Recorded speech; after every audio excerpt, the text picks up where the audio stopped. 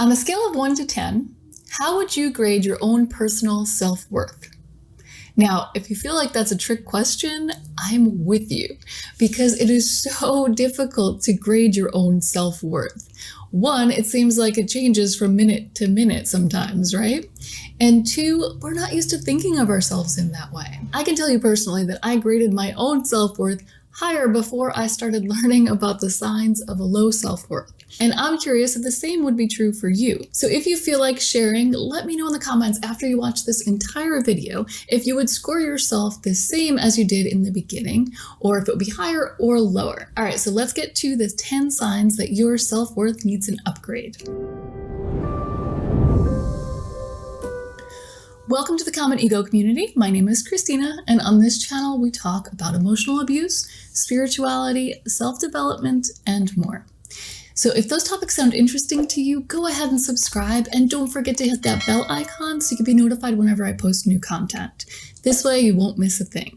So today we're talking about something that's really important, and that is self-worth.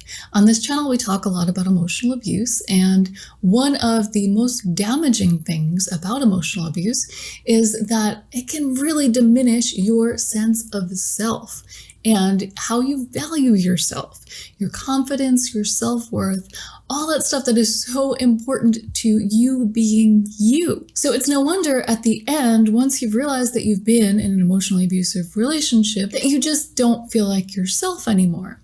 And even if you have not been in a personal relationship that is emotionally abusive, unfortunately, we live in a society that is constantly telling us we're not good enough. So virtually everyone struggles with self-worth. But once we identify the areas that we need to work on, there are things that we can do to improve our self-worth. It takes time and it's certainly a process, but all is not lost. So today we're covering that first step and identifying areas where we might need some improvement. Okay, so the first sign that your self-worth needs an upgrade is that you don't know how to meet your own needs. So if it's time for self-care and you don't know exactly what that looks like, if you finally have time for yourself to do something that fun, something that you love, something that lights you up from the inside, and you have no idea where to start, that's a sign that you need to work on your self-worth, because it's an indication that you have not been doing so in the past. Because if you had been doing so, you would know exactly how to meet your own needs. You would know what self-care looks like for you. And if you don't know, you're not alone. And it's not something terrible. It's just a sign that you need to spend more time working on you. So the second sign that your self-worth needs an upgrade is that you have trouble with personal boundaries. And a lot of us have struggled with that, right? But if you have ever had the sense that you're a pushover, that you say yes to something when you really don't want to do it, if you let somebody cross boundaries or treat you in a way that you really don't like, but you don't feel comfortable saying something, this is a sign that you need to work on your own self-worth, because when you value yourself, you're going to set boundaries and keep them. So the third sign that your self-worth needs an upgrade is that you fail to value your own contributions. If you are always focusing on what other people do, other people's contributions to everything, to the family, to the job, to virtually anything in your life, if you're not valuing your own contributions, then that's a sign that you need to work on your own self-worth. And this one, like I said, it's really difficult to gauge self-worth. And this is another one that can be difficult to evaluate in yourself. But I'll give you a couple of examples to kind of help you understand what I'm talking about here. So this could be a stay-at-home mom who is insecure because she feels like her contribution to the household or to society is not as great as somebody who is going out to work. Or it could be an entrepreneur who sees value in what other people are doing, but struggles to set pricing and charge for his or her own services. So the fourth sign that you're struggling with self-worth is that decisions give you anxiety. If you're struggling with self-worth, decisions are going to give you anxiety because you don't trust yourself. You think that anybody else would make a better decision, and you think that any decision you make is going to be wrong. And that's probably because you've had experience with this, and maybe somebody told you that you were wrong. Maybe you had somebody in your life who was always telling you that you were wrong. But here's where the danger of external validation comes in. Because when you're trying to please someone else, you're never going to get it 100% of the time. Even if you think you know that person better than they know themselves, you're never going to get it 100% of the time. But on the other hand, when you're making decisions for yourself, you know what you will or will not be happy with. So it's a lot easier to make that decision. You don't get that analysis paralysis, trying to think of all the things that somebody else could say or think or do based on your decision. You might consider other people's thoughts or feelings or how your decisions affect other people. But really, when it comes down to it, you're the one who has to be happy with your decision because you're the one making it. You're the one living this life.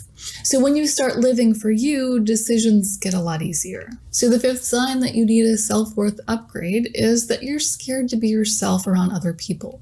Now, maybe you're yourself around your current tribe, but when you go out into the world, you find that the person that you present to everyone else is vastly different from who you are with the people you're comfortable with or who you are when you're alone. Now, there's almost always going to be some level of this. When you're really, really comfortable with somebody, you're going to act a different way than when you're not comfortable with somebody. And to be honest, I've always admired the people who are just completely themselves, no matter who they are, no matter where they are or what they're doing. But most people do have some sort of separation that varies based on the comfort level of where you are and who you're with. But what I'm talking about is if you find yourself succumbing to peer pressure, you're doing things that you wouldn't otherwise do and you don't really want to do. Maybe they're not even aligned with your values, but you're doing them anyway because you want to get approval from other people. Or if you're afraid to say no, if you're afraid to disagree with somebody because you're afraid of what they might say or how they might think of you if you do disagree with them. The sixth sign that you need a self-worth upgrade is that you struggle to find time for self-care. That's a lot of S's in a short sentence, right? But what I'm talking about here is putting other people first. And we've all been guilty of this at certain times of our lives. And at certain times of our lives, it's okay. There are some times when people really, really need us and we put everything aside to be there for people we care about and we love. But if you're always doing this, if you're finding that you just never have time for self-care, to recharge your own batteries, then that's a sign that you're really struggling with self-worth. You're not valuing yourself enough to spend time on yourself, to spend time doing the things that you really need to do to make yourself happy. The seventh sign that you're struggling with self-worth, got some more alliteration for you. This is a tricky one. The seventh sign is that you don't accept compliments well.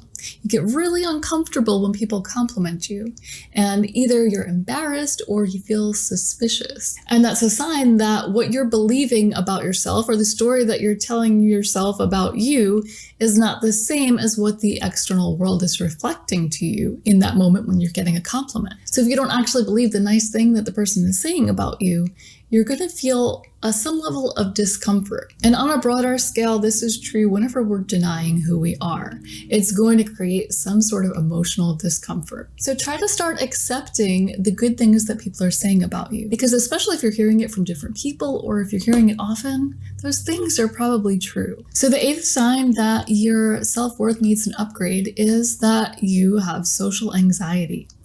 You get very anxious whenever you have to be around people that you're not super duper comfortable with. Yeah, I said super duper. And if this applies to you, try to start thinking about why you're feeling uncomfortable, why you're getting so anxious when you have to be around other people. What do you think is going to happen? To get to the root of it, try to think of the worst case scenario.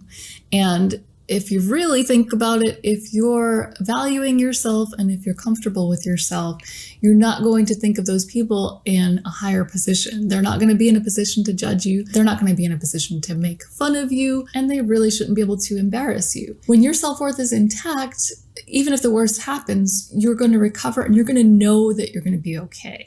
So you're not going to have the anxiety leading up to that meeting, that social event. And number 9 is kind of related. The 9th sign that your self-worth needs an upgrade is that you struggle with depression, that you feel depressed more than you feel happy.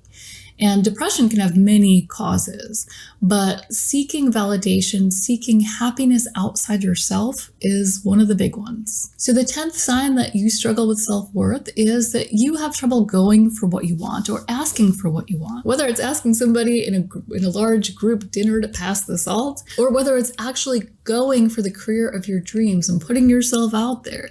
If you struggle to go for what you want, then that's a sign that your self-worth is lacking. Because if you had self-worth, then you would also have the self-confidence to go for the things that you really want.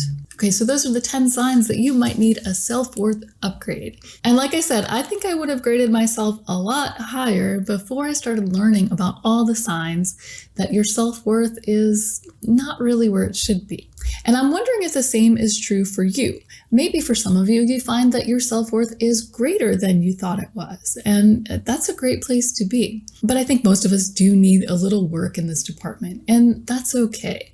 We're always going to be a work in progress because none of us are perfect, right? So I'd love to hear your thoughts if you feel compelled to share them. Let me know in the comments what you think about your own personal self-worth and how it might have changed throughout the years and whether it changed from the beginning of this video to the end. And if you found this video helpful at all, please let me know by hitting that like button. And if you'd like to see more like it, subscribe, and I'll see you next time.